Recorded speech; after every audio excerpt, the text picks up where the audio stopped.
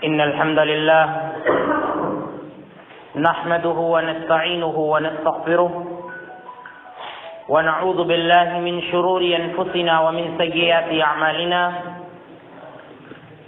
من يهده الله فلا مضل له ومن يضلل فلا هادي له وأشهد أن لا إله إلا الله وحده لا شريك له وأشهد أن محمدا عبده ورسوله أما بعد أعوذ بالله من الشيطان الرجيم بسم الله الرحمن الرحيم هل تجزون إلا ما كنتم تعملون وقال الله جل وعلا وأن ليس للإنسان إلا ما سعى.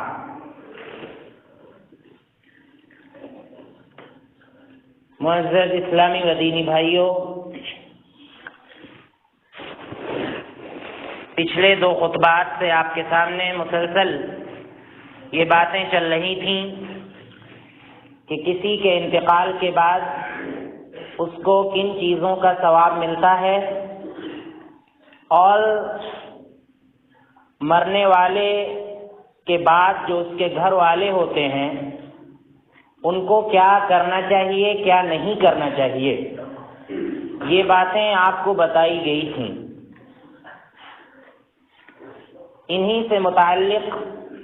انہی باتوں سے متعلق کچھ اور باتیں ہیں جن کا تعلق میت سے ہے، مرنے والے سے ہے، اور میت کے طریقہ سے ہے، جو میت چھوڑ کر جاتا ہے اس دنیا سے، اس سے متعلق کچھ باتیں ہیں. انہی کا ذکر ہم آج کے خطبے میں آپ کے سامنے کرنا چاہتے ہیں. پچھلے خطبے میں بالکل آخر میں ذکر آیا تھا کہ کسی کے بھی انتقال کے بعد ایصال ثواب کے لیے کسی بھی مجلس کا ذکر نہ تو قرآن میں ہے نہ تو سنت میں ہے. کسی مجلس کا انعقاد کسی کے انتقال کے بعد اس کا کوئی بھی ثبوت نہیں ملتا. ہم نے آپ کو بتایا تھا کہ جو ثواب مردے کو پہنچتا ہے اس میں پہنچانے کی ضرورت نہیں ہوتی ہے، وہ خود بخود وہ چیزیں پہنچتی رہتی ہیں. اب رہی بات کیا جو ہم ذکر کرتے ہیں اس کا ثواب مردوں کو پہنچتا ہے یا نہیں. جو ہم خود ذکر کرتے ہیں، چاہے وہ ذکر قرآن کا ہو، چاہے وہ ذکر تسبیح کا ہو، سبحان اللہ، الحمدللہ، لا الہ الا اللہ، یہ جو تسبیحات ہم پڑھتے ہیں خود، کیا ان کا ثواب ہم کسی کو پہنچا سکتے ہیں؟ یہ ایک مسئلہ ہے. اس کا ذکر آخر میں تھوڑا سا آیا تھا، قرآن خوانی کا جہاں پہ ذکر آیا تھا. تو اس سلسلے میں پہلے ہم کو دیکھنا چاہیے کہ کیا قرآن کریم کے اندر ایسا کچھ موجود ہے کہ ہم جو ذکر کرتے ہیں یا جو ہم قرآن کی تلاوت کرتے ہیں اس کا ثواب کیا ہم دوسروں کو پہنچا سکتے ہیں. تو قرآن کریم کے اندر ایسا ہم کو کچھ بھی نہیں ملتا کہ ایسا کچھ موجود ہو.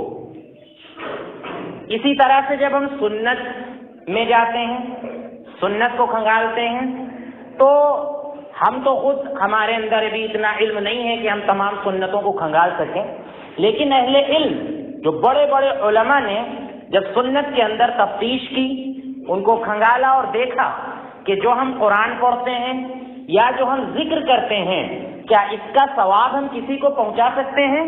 تو نتیجہ انہوں نے، اہل تحقیق نے یہی نکالا کہ بعض لوگوں نے یہ بات کہی تو ضرور ہے کہ جو ہم ذکر کرتے ہیں اس کا ثواب بھی ہم لوگوں کو پہنچا سکتے ہیں.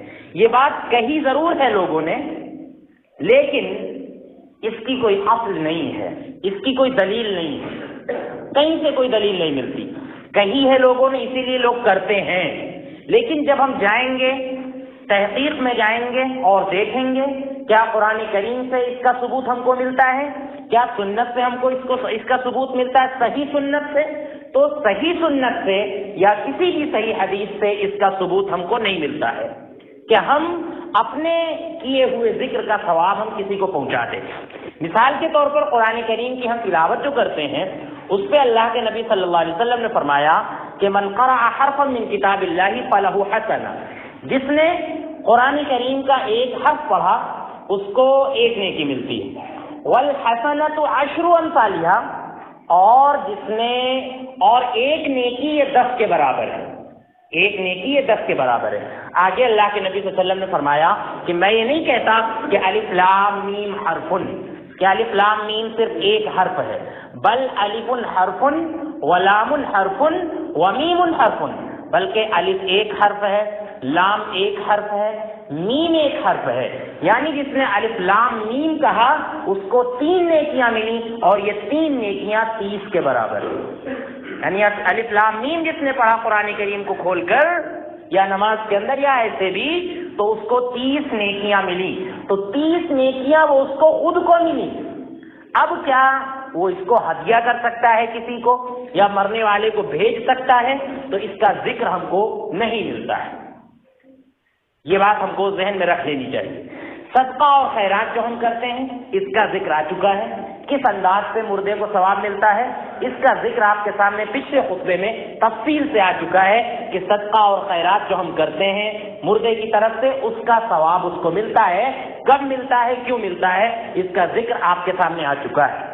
ہاں، کچھ ایسی عبادتیں ہیں جو نیابت کے طور پہ کی جاتی ہیں، یعنی مرنے والا ایسی حالت میں تھا کہ وہ ان کو نہیں کر سکتا تھا اور بیچارہ دنیا سے چلا گیا، تو اب کچھ ایسی عبادتیں ہیں کہ اللہ کے نبی صلی اللہ علیہ وسلم نے ان کے بارے میں اجازت دی ہے کہ مرنے والے کے بعد اس کے گھر والے ان کو ادا کریں گے ضروری طور پہ یا کر سکتے ہیں۔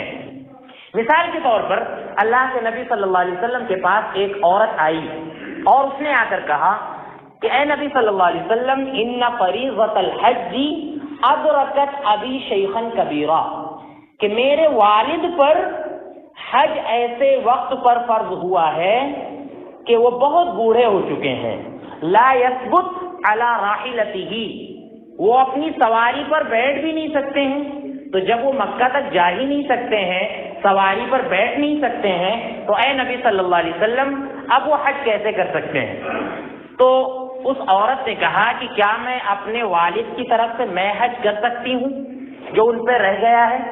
تو اللہ کے نبی صلی اللہ علیہ وسلم نے فرمایا کہ ہاں، تم اپنے والد کی طرف سے حج کر سکتی ہو۔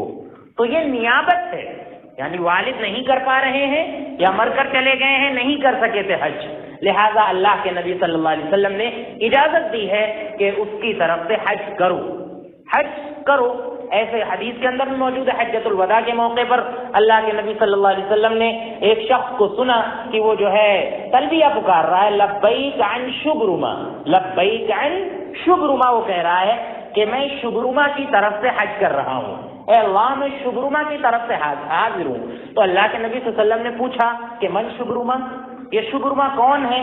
تو پھر انہوں نے کہا کہ اخ لی او عزیز لی، یہ میرے بھائی ہیں یا میرے کوئی قریبی ہیں، انہوں نے کہا۔ تو اللہ کے نبی صلی اللہ علیہ وسلم نے ان سے کہا کہ پہلے تم اپنا حج کرو اور اس کے بعد شبرما کی طرف سے حج کرو۔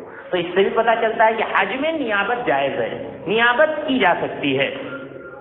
اسی طرح سے اور بھی بعض عبادتیں ہیں جن میں نیابت جائز ہے، مرنے والا نہیں کر پایا ہے تو اس کے جو ولی ہیں، اس کے جو گھر والے ہیں، اللہ کے نبی صلی اللہ علیہ وسلم سے ثابت ہے کہ وہ اس عبادت کو انجام دے سکتے ہیں۔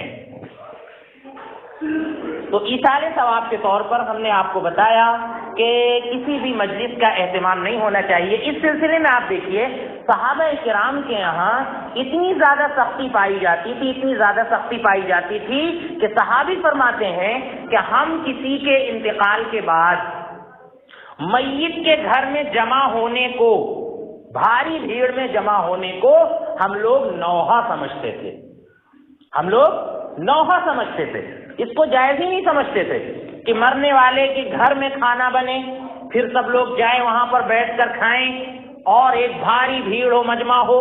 صحابہ کرام فرماتے ہیں کہ ہم لوگ اس کو نوحہ میں شمار کرتے تھے۔ نوحہ مطلب میت کا غم منایا جا رہا ہے۔ اسی لیے ہماری شریعت کا فیصلہ ہے، اللہ کے نبی صلی اللہ علیہ وسلم نے حکم دیا، حضرت جعفر رضی اللہ عنہ کی وفات کی خبر جب آپ صلی اللہ علیہ وسلم کو پہنچی تو آپ صلی اللہ علیہ وسلم نے اپنے گھر والوں سے کہا کہ اصنعوا لآل جعفر طعاما فإنه قد أتاهم أمر يشغلهم، کہ آل جعفر کے لیے یعنی جعفر کے گھر والوں کے لیے تم کھانا بناؤ، کیونکہ ان کے یہاں ایک ایسی خبر پہنچی ہے، یعنی موت کی خبر پہنچی ہے جو ان کو آج فکر میں ڈال دے گی، ان کو آج مشغول کر دے گی، بیچارے وہ غم میں رہیں گے، پریشان رہیں گے، تو ان کو کھانے کا ہوش نہیں رہے گا، اس لیے تم آل جعفر کے لیے کھانا تیار کرو۔ لہذا اس سے یہ ادب معلوم ہوتا ہے کہ مرنے والے کے گھر میں نہ تو رشتہ داروں کو بوجھ بننا چاہیے اور نہ تو دوسرے لوگوں کو بوجھ بننا چاہیے۔ ذمہ داری ہے پاس پڑوس کے لوگوں کی اور رشتہ داروں کی ذمہ داری ہے کہ وہ کھانا تیار کریں، وہ کھانا تیار کریں اور میت کے گھر والوں کو پہنچائیں، میت کے گھر والوں کو کھانا پہنچائیں۔ اب رشتہ داروں کے لیے یہ چیز مناسب ہوگی کہ اگر وہ جا سکتے ہیں اپنے گھروں میں تو اپنے گھروں میں چلے جائیں، گھروں میں جا کر کھانا کھائیں، بلا وجہ بوجھ نہ بنے۔ اور اگر دور کے رشتہ دار ہیں وہ نہیں جا پا رہے ہیں، وہاں رکنا ہے، ان کو کھانے کا وقت ہے، لہذا ان کی بھی ذمہ داری ہے کہ پاس پڑوس کے لوگ ان کو جائزہ ان کے کھانے کا انتظام کریں، میت والوں پر بوجھ نہ بنے۔ یہ ہماری شریعت کا فیصلہ ہے، لہذا اس کا بھی خیال ہم کو کرنا چاہیے۔ صحابہ کرام اتنا زیادہ خیال کیا کرتے تھے کہ میت والوں پر بوجھ نہ بنے کوئی۔ اور اسی طرح سے آپ دیکھیے کچھ آداب ہیں جو مرنے کے بعد میت سے متعلق ہیں، جیسے اللہ کے نبی صلی اللہ علیہ وسلم نے فرمایا کہ لا ينبغي لجیفة مسلم ان تحبس بین ظہرانی اہلہ، کہ مسلمان میت کے لیے یہ مناسب نہیں ہے کہ دیر تک اس کو اس کے گھر والوں کے بیچ میں رکھا جائے، دیر تک اس کو اس کے گھر والوں کے بیچ میں رکھا جائے، یہ مناسب نہیں ہے۔ اسی لیے آپ دیکھیے ہمیشہ سے سلف کا، بزرگان دین کا یہ وصیہ رہا ہے کہ وہ وصیت کر جاتے تھے کہ ہمارے مرنے کے بعد ہم کو دنیا میں اتنی ہی دیر تک رکھنا کہ جتنی دیر میں ہمیں نہلایا جا سکے، ہمیں کفن دیا جا سکے، اور یہ بھی تاکید کر دیتے تھے کہ دور کے جو رشتہ دار ہیں ان کو اطلاع تو ضرور کر دینا، لیکن آنے کی زحمت ان کو نہ دینا، وہیں سے بس دعا کرو، آنے کی ضرورت نہیں ہے۔ لیکن ہم دیکھتے ہیں کہ یہ چیز ہمارے یہاں بالکل مفقود ہو چکی ہے۔ 2-3 دن تک میت کو اس لیے رکھا جاتا ہے کہ اس کا بیٹا ابھی باہر ہے، وہ آ رہا ہے اور ابھی اس کا ٹکٹ نہیں ہو پایا ہے، جب وہ آ جائے گا تب اس کے بعد جو اس کی تدفین ہوگی۔ اب آپ دیکھیے ایک نظر دیکھنے کے لیے کس طرح سے شریعت کی مخالفت کی جاتی ہے۔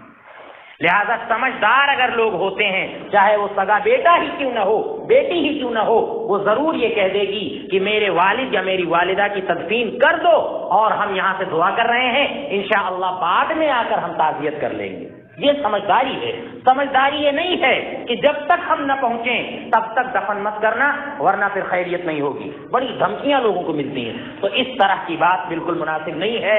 لہذا سمجھداری یہ ہے کہ دیر تک میت کو نہ روکا جائے۔ آپ دیکھیے اپنے وقت کے بہت بڑے عالم علامہ البانی رحمۃ اللہ علیہ، ان کا جب انتقال ہوا تو بہت بڑے محدث تھے یہ، اور ان کا نام ہوتا ہے آج بھی حرمین میں حرم کے ممبر سے ان کی حدیث کا حکم ذکر کیا جاتا ہے۔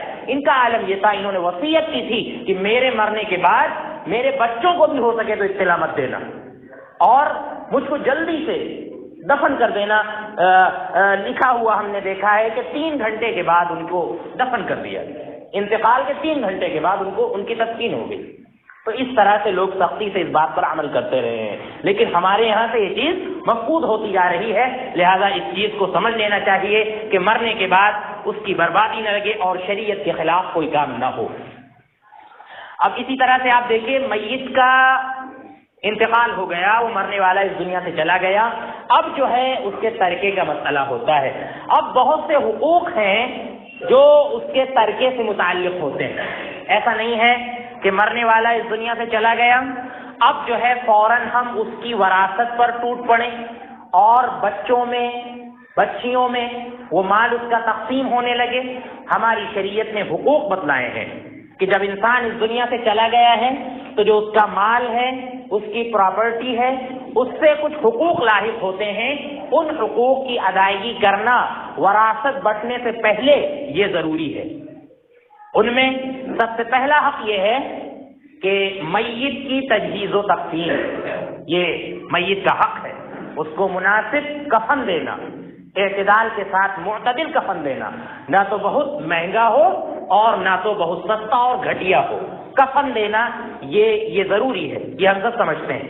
اسی طرح سے قبر تک پہنچانے کا پورا انتظام اس کا اچھے ڈھنگ سے شریعت کے مطابق ادب کے ساتھ، جس طرح سے ہماری شریعت نے بتایا ہے اس طرح سے احترام کے ساتھ سارے کام اس کے ساتھ کرنے ہیں۔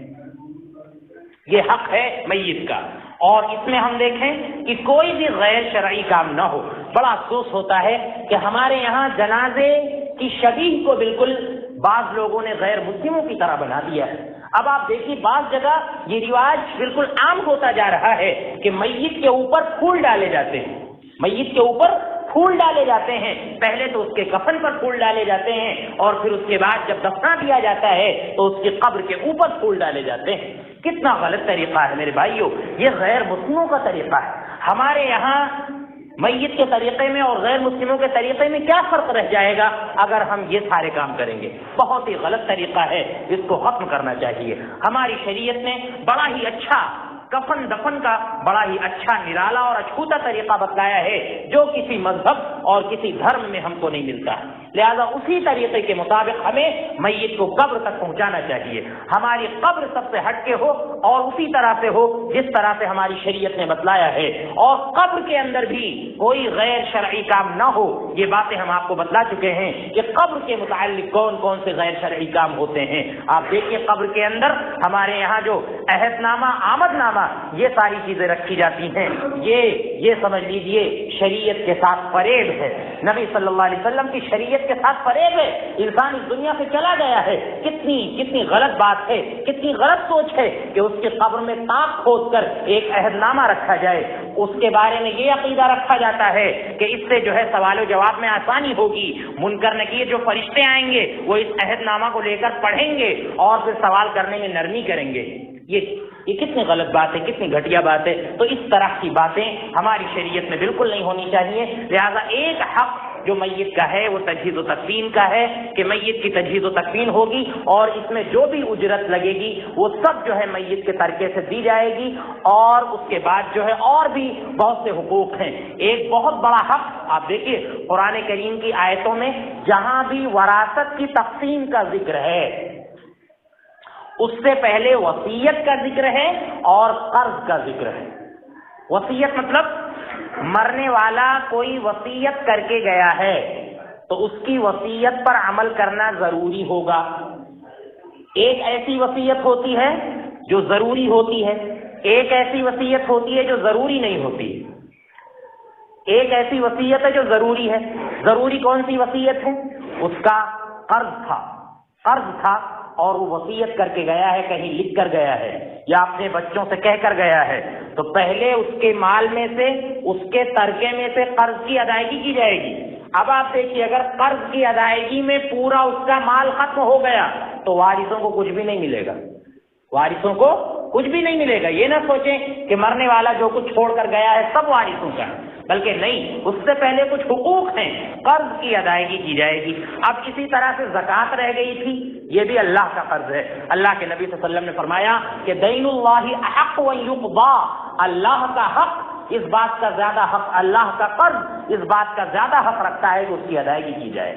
لہذا زکوٰۃ رہ گئی تھی، یہ ضروری وصیت ہے، اس پر بھی کیا ہے عمل کیا جائے گا، اس پر بھی عمل کیا جائے گا۔ کچھ ایسی وصیتیں ہوتی ہیں کہ جس سے میت کو خود نقصان پہنچ سکتا ہے، لہذا ایسی وصیتوں پر عمل نہیں کرنا چاہیے۔ بہت سی وصیتیں کر جاتے ہیں لوگ کہ ہم کو جو ہے بہت دور لے جا کر دفن کرنا آبائی وطن میں، اور وہ وطن بہت دور ہے، لہذا اتنا لمبا سفر کرانا میت کے لیے مناسب نہیں ہے، اس میں نقصان ہو سکتا ہے، لہذا عمل نہیں کیا جائے گا۔ اسی طرح سے جو بھی ایسی وصیتیں ہیں کہ خود میت کو اس سے نقصان پہنچ سکتا ہے، لہذا ایسی وصیتوں پر عمل نہیں کیا جائے گا۔ لیکن جو ضروری وصیتیں ہیں ان کے متعلق ہماری شریعت کا بہت اہم حکم ہے۔ ایک تو خود حکم اللہ کے نبی صلی اللہ علیہ وسلم نے وصیت کرنے والے کو دیا ہے۔ وصیت کرنے والے کو ایک حدیث میں اللہ کے نبی صلی اللہ علیہ وسلم نے فرمایا کہ اگر کوئی شخص کسی چیز کے بارے میں وصیت کرنا چاہتا ہے تو 1 رات یا 2 رات بھی وہ اس حالت میں نہ گزارے کہ اس کے پاس تو وصیت لکھی ہوئی نہ ہو۔ لہذا قرضہ اسی لیے بہت ضروری ہے کہ اگر منہ سے اس نے اپنے بچوں سے نہیں کہا ہے تو کم سے کم قرضہ کسی ڈائری میں اس کو نوٹ کرتے رہنا چاہیے، تاکہ مرنے کے بعد اس کے گھر والے اس قرض کی ادائیگی کر سکے، کیونکہ قرض کا معاملہ شریعت کے اندر بہت زیادہ سنگین ہے۔ اللہ کے نبی صلی اللہ علیہ وسلم نے فرمایا کہ نفس المؤمن معلقۃ بدینہ، کہ مومن کی جان جو ہے اس کے قرض کے ساتھ لٹکی ہوتی ہے، یعنی اس کا حساب کتاب اس وقت تک نہیں ہوتا ہے جب تک کہ اس کے قرض کی ادائیگی نہ کی جائے۔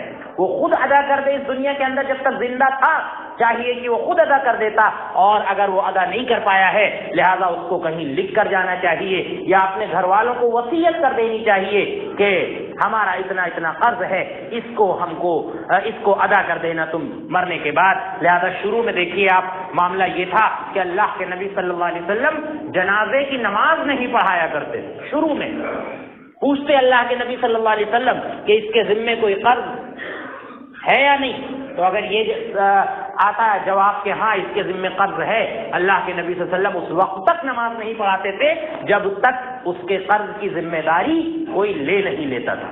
اس کے بعد میں یہ حکم ہوا کہ اگر کسی مسلمان پر کوئی قرض ہے تو اس کی ادائیگی ہم کریں گے، اور جو وراثت ہے وہ سارا جو ہے اس کے وارثوں میں تقسیم ہو جائے گی۔ یہ اللہ کے نبی صلی اللہ علیہ وسلم نے بعد میں حکم دیا۔ تو قرض کا معاملہ بہت سخت ہے، اسی لیے آپ دیکھیے قرآن کریم کی آیات میں ذکر ہے کہ یوصین بہا او دین، توصون بہا او دین، یوصا بہا او دین، ان چیزوں کا ذکر ہے کہ میت نے جو وصیت کی ہے اس کو پورا کیا جائے گا، اور اسی طرح سے اگر وہ قرض چھوڑ کر گیا ہے تو پھر جو ہے اس کے قرض کی پوری ادائیگی کی جائے گی، اور اس کے بعد ہی پھر جو ہے اس کا مال میت کے گھر والوں میں تقسیم ہوگا، وارثوں میں تقسیم ہوگا۔ اس بات کا جو ہے ہم کو خیال کرنا چاہیے۔ تو اور بھی بہت سی باتیں ہیں جو میت سے متعلق ہیں، ہم نے بہت سی باتیں آپ کے سامنے ذکر کر دی ہیں، لہذا اور بھی جو باتیں میت سے متعلق ہیں اس تعلق سے ہمیں بہت زیادہ محتاط رہنا چاہیے، ورنہ ایسا ہوتا ہے کہ ہم ثواب کے طور پر وہ کام کرتے جاتے ہیں، لیکن حقیقت یہ ہے کہ وہ چیزیں ثواب نہیں ہوتی ہیں۔ جب ان چیزوں کو بتایا جاتا ہے لوگوں سے جو چیزیں شریعت کے خلاف ہیں تو لوگوں کے ذہن میں ایک بات دوڑتی ہے کہ آخر یہ کام تو اچھا ہے، اس سے کیوں روکا جاتا ہے، اس سے کیوں منع کیا جاتا ہے؟ میرے بھائیوں، اچھا کام ہی شریعت میں داخل کرنا یہی تو غلط ہے، برا تو غلط ہے ہی، برا آپ کہاں داخل کریں گے؟ جو اچھا کام شریعت میں داخل کیا جاتا ہے یہی تو غلط ہے، یہی غلط ہے۔ قرآن کریم پڑھنے کے بارے میں ہم نے آپ کو بتایا کہ اس کا بہت زیادہ ثواب ہے، جیسا کہ ذکر آیا کہ الف لام میم اگر کسی نے کہا تو اس کو 30 نیکیاں اللہ رب العالمین عطا فرماتا ہے۔ لیکن آپ دیکھیے ہمارے یہاں جو مروجہ جو قرآن خوانی ہے یہ بہت ہی غلط طریقہ ہے، بہت ہی غلط طریقہ ہے۔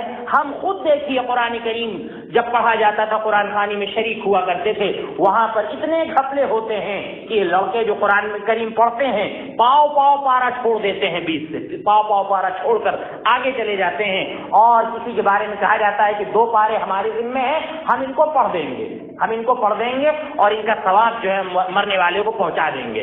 آپ سمجھ لیجیے ہم نے پڑھ دیا ہے۔ اور کہیں تو یہ ہوتا ہے کہ انتقال کے فوراً بعد جو ہے ایک شخص جو ہے ایک ڈائری اور ایک قلم لے کر کھڑا ہو جاتا ہے کہ آپ نے کتنی سورہ یاسین پڑھی ہیں، آپ نے جو کتنے پارے پڑھے ہیں، آپ کے پاس کتنے قرآن ہیں۔ میرے بھائیوں، یہ ساری چیزیں کہاں سے ثابت ہیں؟ یہ ساری چیزیں کہاں سے ثابت ہیں؟ اور یہ کیا طریقہ ہم نے سارے ثواب کا بنا رکھا ہے؟ لہذا یہ بالکل غلط طریقہ ہے، اس کی ہم کو پرزور مخالفت کرنی چاہیے، اور جن چیزوں سے میت کو ثواب ملتا ہے اس کو ہمیں آگے لانا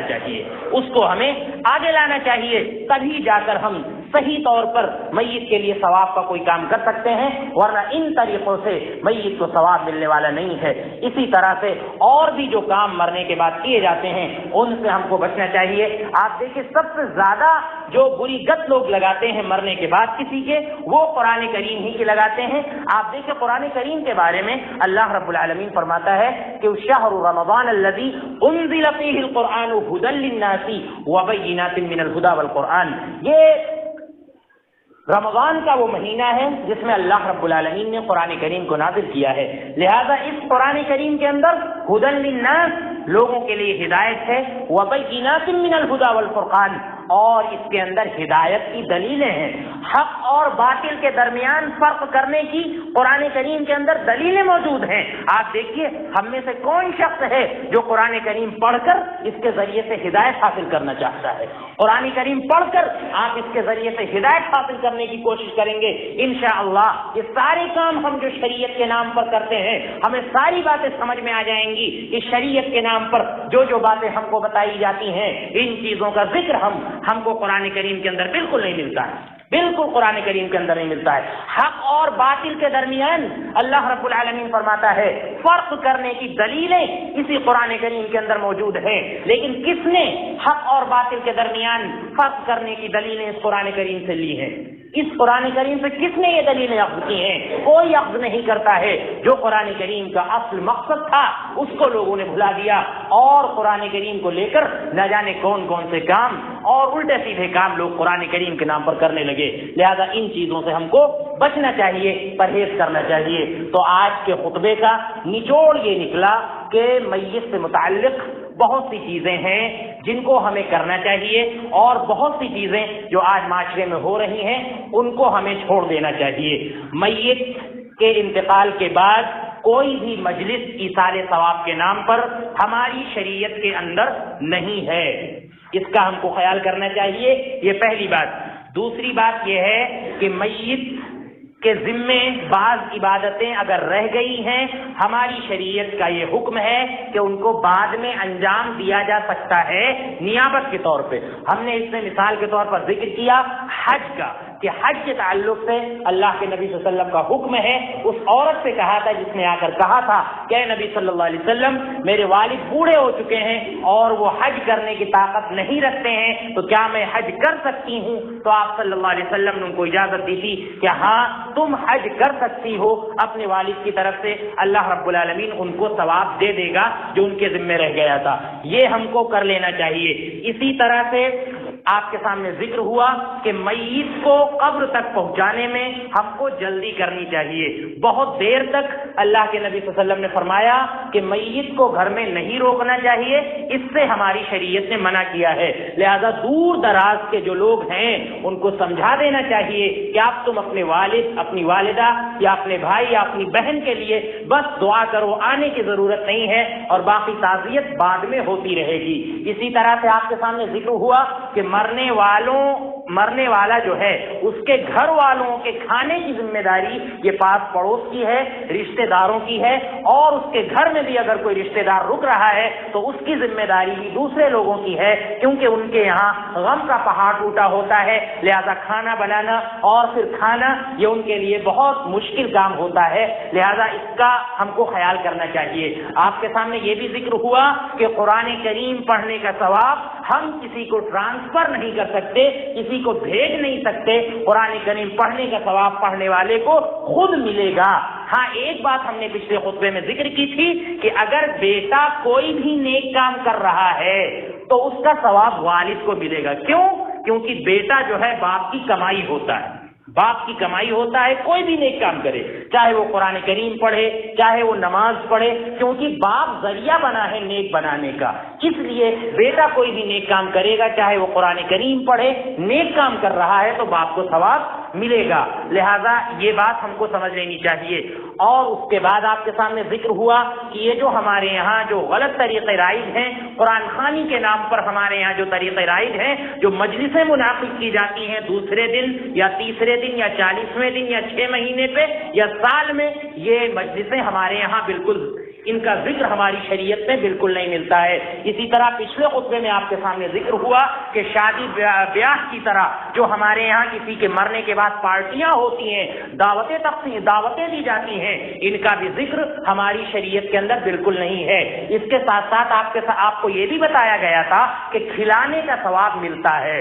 کھلانے کا ثواب ملتا ہے، یہ بہت اچھی اسلام کی خوبی ہے کہ کسی کو کھانا کھلایا جائے، لیکن 40 دن تک کھلانا، 6 مہینے تک کھلانا، اور اس کے بعد جو ہے 40ویں میں کھلانا، 10ویں میں کھلانا، پھر عرفہ کے فاتحے میں کھلانا، فاتحہ میں کھلانا، اور کھانا سامنے رکھ کر اس پر کچھ پڑھنا، کچھ بدبدانا، یہ ہماری شریعت کے اندر بالکل نہیں ہے، اس کی ہم کو پرزور مخالفت کرنی چاہیے۔ لہذا ان چیزوں کو ہم کو سمجھ لینا چاہیے۔ اللہ رب العالمین سے دعا ہے کہ اللہ رب العالمین ہمیں صحیح انداز میں ثواب کے کام کرنے کی توفیق عطا فرمائے۔ اللہ رب العالمین ہمیں شرکیات اور بدعات سے محفوظ رکھے۔